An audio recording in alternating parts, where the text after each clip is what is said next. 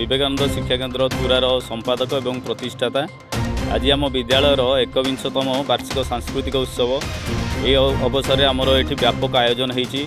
विगत 21 वर्ष धरी यही गोटे कार्यक्रम जहाँकि अंचल एक आंचलिक उत्सव भाव में गढ़ी उठी थाए। समस्ते अपेक्षा करमती ये आंचलिक उत्सव कौ दिन हम ये आम भावुना जे आम विद्यालयर एक उत्सव बोली यह आमर यही अंचल 2टा जिला जाजपुर जिला और केन्दुझर जिलार मध्यवर्ती स्थान अवस्थित थी प्राय पाखापाखि 5000 लोक ये उपस्थित होती और प्रत्येक अभिभावक मानकर ये गोटे आम प्रति सहानुभूति रही। आम विद्यालय विशेषकर वृत्ति क्षेत्र में आम दानगदी ब्लॉक रे अग्रणी स्थान अधिकार कर 2008 मसीह आज पर्यंत जी पिला आमर वृत्ति देते समस्ते पाई। यह एक आदर्श विद्यालय।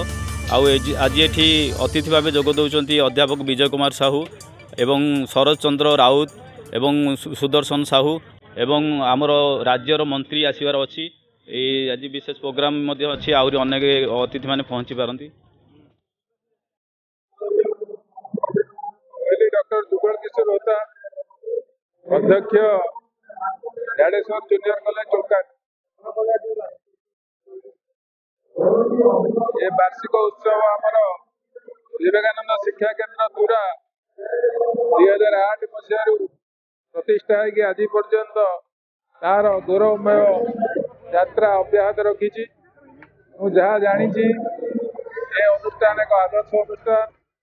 अनुष्ठान छात्र छात्री माने बहु संख्यार प्रति वर्ष से वृत्ति पाउछंती एवं अनेक अभिभावक ए अंचलर केन्दुझर और जाजपुर जिलार आसी पिलारे शिक्षादान करने छाड़ुंट। यह आम एक गर्व और गौरवर विषय। मोर प्रिय छात्र जी संपादक अच्छा अजय कुमार साहू तांकर उद्यम बलिष्ठ उद्यम रही जहाद्वारा स्कूल टी अति द्रुत गति विकास पथरे अग्रसर होउची। आज जो वार्षिक उत्सव आज मुझे उपस्थित होई निजक धन्य मन कर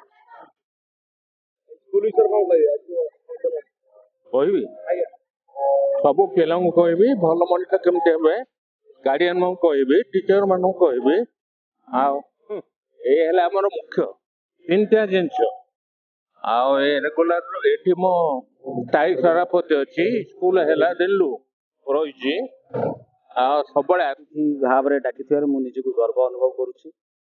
प्रति वर्ष परी ए वर्ष निमंत्रण करिसेंती एवं मु अतिथि हिसाब से आसीनी ए अनुष्ठान जड़े सदस्य भली निजी मन करे एवं ए अंचल प्राय 12-14टा ग्रामर ग्रामवासी माने छात्र छात्री अभिभावक अभिभाविका समस्ते आसी उपस्थित होती। सत्य हवा लगे गोटे विराट समागम समावेश। तेणु ये गोटे परिवेश गोटे नियारा परिवेश सृष्टि होती। तेणु ये विभिन्न अतिथि माने आसी पहुँचे किसी समय मध्य। तेणु मु समस्त स्वामी विवेकानंद शिक्षा केन्द्र तुरा तरफ अशेष अशेष स्वागत जनाऊँगी, अभिनंदन जनाऊँगी, शुभेच्छा जनाऊँगी।